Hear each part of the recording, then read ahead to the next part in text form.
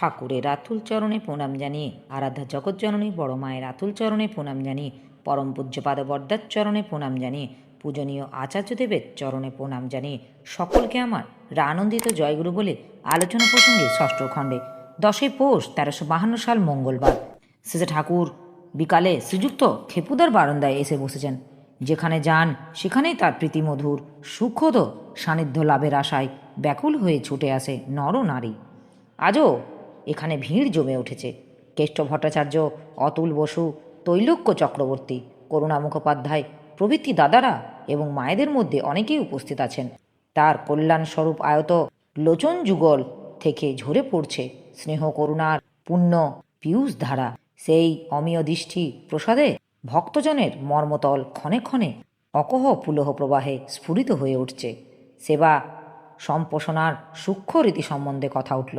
সেজে ঠাকুর যারা মানুষের সেবা দেয়, বিশেষত ঋত্বিক আধুর্য যাজক যারা, তাদের দেখা লাগে, বোঝা লাগে প্রত্যেকটি ব্যক্তির জীবন ও চরিত্র। কোন মানুষটি কোন প্রবৃত্তিতে অভিভূত হয়ে আছে, কিসের জন্য সে এগোতে পারছে না, কিসের জন্য সে কষ্ট পাচ্ছে, সেটা ঠিকমতো নির্ধারণ করা চাই। সেইটে না ধরা পর্যন্ত তার প্রকৃত উপকার করা যায় না। বাঁচা বাড়ার প্রত্যেকেই চায়, কিন্তু এক একজন এক এক কারণে আটকে থাকে। সেইটে ছাড়িয়ে দিতে পারলেই লাফিয়ে ওঠে। অনেক সময় হয়তো আর সব ভালো থাকে, যথেষ্ট শক্তিমান নয় বলে প্রতিকূল পারিপার্শ্বিকের চাপ সামলে উঠতে পারে না। সেটা থেকে মুক্ত করতে হয়।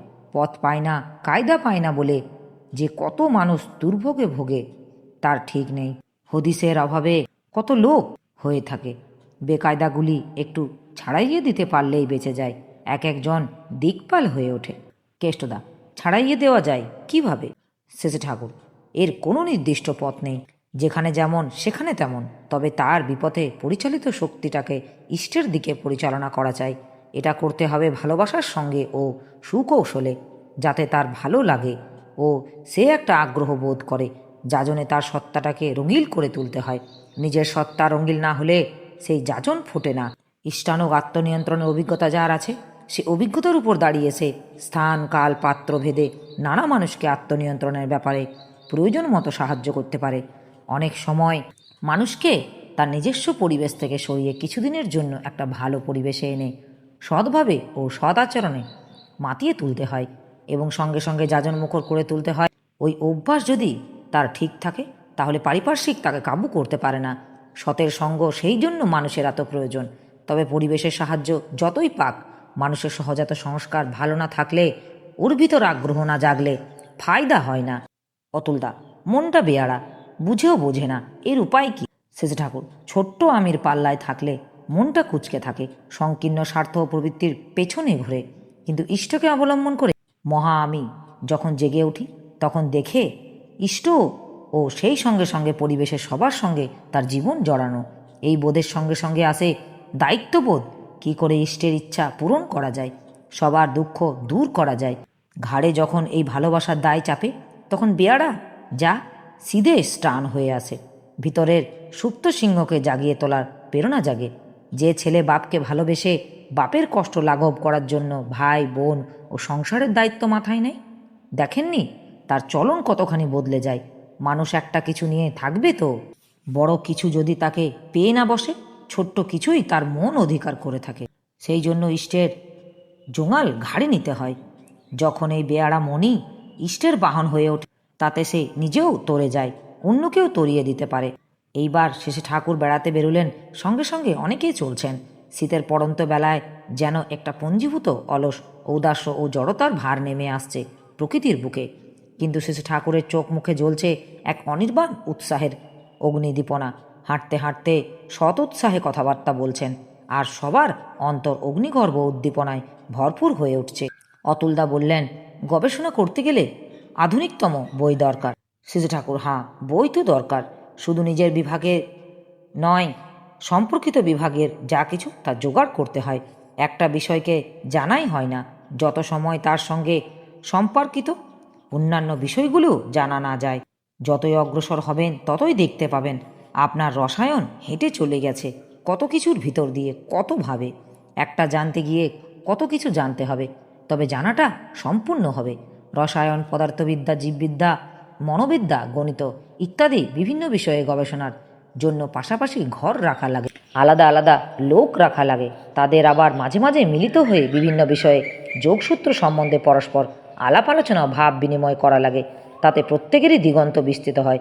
প্রত্যেকটি বিভাগের আলাদাভাবে এবং সব বিভাগের মিলিতভাবে দেখতে হবে জীবনকে কেমনভাবে নানা দিক দিয়ে উন্নত করা যায়। কেষ্ট দ্বারা এক সময় বায়ুচালিত ডায়নামো করতে চেষ্টা করেছিলেন, অনেকটা কৃতকার্য হয়েছিল। এক সময় আমাদের এখানে রাসায়নিক দ্রব্য করে বৈদ্যুতিক শক্তি দিয়ে বিরাট বিস্ফোরণ ঘটানো হয়েছিল। প্রত্যেকটি বস্তুর ভিতর যে অফুরন্ত শক্তি সংহত হয়ে আছে এবং সে শক্তি যে নানাভাবে কাজে লাগানো যায় সে বিষয়ে কোনো সন্দেহ নাই, করলেই হয়। তার জন্য অন্তত 5/7 জন উপযুক্ত ইষ্টপ্রাণ লোক চাই। ইষ্টানিষ্ট যাদের যত পাকা আদর্শ নিষ্ঠানীতি মানুষ হিসেবেও তারা তেমনি শক্ত। তাদের গবেষণা সংস্কার থাকা চাই, ভালো ডিগ্রিওয়ালাও লোক দরকার, নইলে হীনমন্যতাওয়ালা লোক তাদের কোনো পাত্তা দেবে না।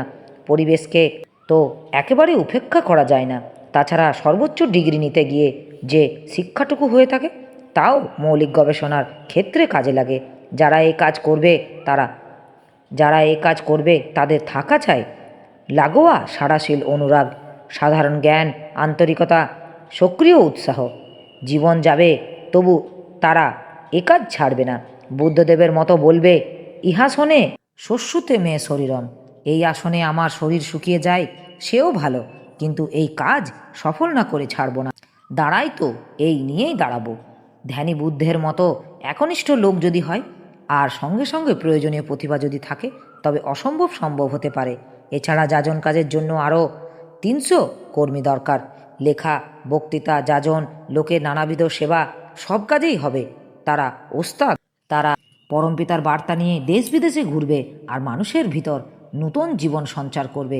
এছাড়া নিজেদের 6খানা কাগজ বের করা লাগে আর অন্যান্য পত্রিকাগুলির সঙ্গে সঙ্গে যোগাযোগ করা লাগে, যাতে তারা আর্যকৃষ্টির বিশ্বজনীন বৈজ্ঞানিক রূপ সবার সামনে তুলে ধরে সবার সর্ববিধ কল্যাণের পথ প্রশস্ত করে। এই কাজে তাদের সবভাবে সাহায্য সহযোগিতা করতে হয়। কথা বলতে বলতে শেষে ঠাকুর নাট্যমণ্ডপে কাছে এসে বসলেন। নানা প্রকার আন্দোলন সম্বন্ধে কথা উঠল শেষে ঠাকুর। লোভের থেকে, ঈর্ষা ও আক্রোশের থেকে কোনো আন্দোলন শুরু হলে তার ফল ভালো হয় না। তাতে লোক কল্যাণের ধুয়ো ধরে নিজেদের স্বার্থ বাগাবার বুদ্ধি হয়। নেতাদের ওই বুদ্ধি থাকলে অনুগামীদের মধ্যে তা ঢুকে যায়। কিন্তু আদর্শের আপূরণী সেবা বুদ্ধি থেকে, ভালোবাসা থেকে যে আন্দোলন শুরু হয় তার জান খুব জবর হয়। মানুষ তাতে প্রবৃত্তিকে জয় করতে শেখে, তাই তা সত্তাপোষণী হয়ে ওঠে। দেশের দারিদ্র সমাজ সম্বন্ধে কথা উঠল শেষে ঠাকুর। লোককে আগে পরিশ্রমী করে তুলতে হবে। পরিবারে পরিবারে নানা রকম কুটির শিল্প প্রবর্তন করে লোভ ধরিয়ে দিতে হয়।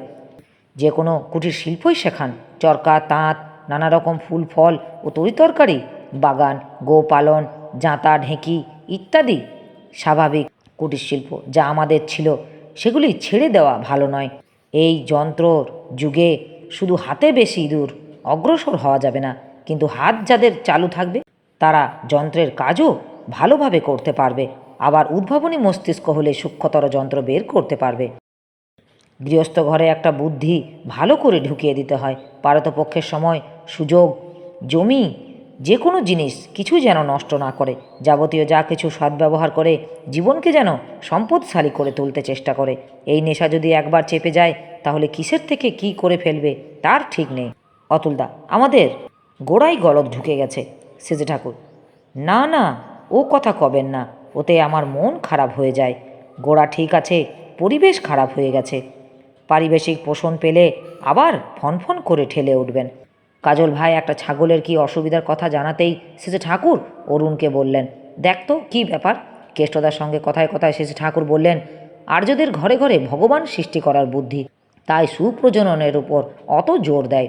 বংশ পরম্পরায় বিয়ে থাওয়া ও আচার আচরণ বিধিমতো চলতে থাকলে সন্তান সন্ততি উত্তরোত্তর উন্নতির পথে চলে, বাড়তির পথে চলে, নষ্ট হয় না, নষ্ট হতে পারে না। এখন থেকে ঠিকমতো শুরু করলে 100 বছর পরেও দেখা যাবে মানুষ কতখানি বেড়ে গেছে। বিয়ে, দীক্ষা, শিক্ষা এই 3টে যদি সমান তালে নির্ভুলভাবে চলে তাহলে তো আর কথাই নেই। এরপর শেষে ঠাকুর ফিরে এসে মাতৃমন্দিরের বারান্দায় বসলেন। সন্ধ্যা উত্তীর্ণ হয়ে গেছে, আলো জ্বলছে।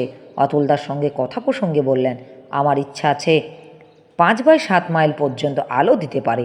ও অন্যান্য প্রয়োজন মেটাতে পারি এমনতর একটা বড় ডাইনামো করার। এখানে সব আছে। এখন ঠিক ধরনের মানুষ কতগুলি পেলে হয়? এখানে মানুষ পাওয়া যায় না, তার কারণ ব্যবসায় পদ্ধতিতেও মানুষ কাজ করতে চায়, অর্থাৎ করার বিনিময়ে উপযুক্ত প্রাপ্তি চায়। তা করলে এখানে হতো, কিন্তু চাকরের ও ব্যবসাদারীদের মনোবৃত্ত নিয়ে আদর্শের সেবা ও সঞ্চারণার কাজ হয় না। প্রাপ্তি প্রত্যাশায় বাধা হয়ে দাঁড়ায়। তারা দাঁড়াবে নিরাশী নির্মম হয়ে তপস্যা ও সেবার উপর।